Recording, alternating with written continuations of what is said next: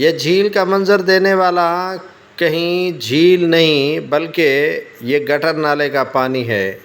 یہ گٹر نالے کا پانی شاہراہوں پر جمع ہو گیا، سندھ کے تاریخی شہر دادو پر۔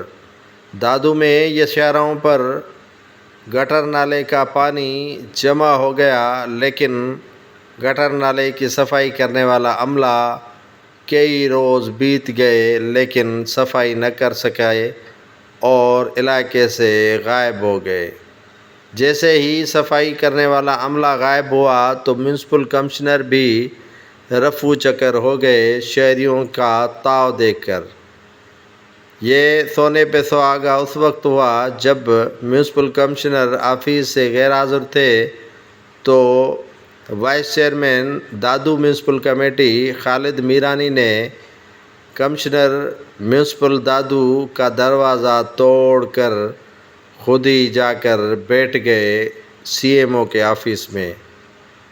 یہاں دادو کی انتظامیہ جو کئی روز بیت گئے ہیں، شاہراہوں سے یہ گٹر نالے کا پانی جو شہریوں کو ہر وقت پریشان کر رہا ہے، نکاسی آب کرنے میں مکمل طور پر ناکام ہو چکے ہیں۔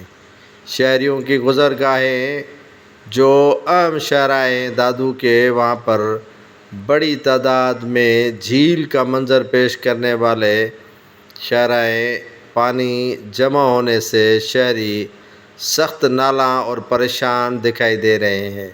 میونسپل کمشنر دادو کئی روز بیت گئے ہیں جو آفس کو تالے لگا کر رفو چکر ہو گیا ہے، جس کے باعث شہر میں ابلا ہوا پانی شہریوں کے لیے وبال جان بن گیا ہے۔ گٹر نالا کھل گیا اور پانی ہر طرف تالاب کے منظر پیش کرنے لگا۔ جھیل کے مناظر ہیں اور یہاں سے گزرگاہ کرنے والے شہری پریشان ہیں۔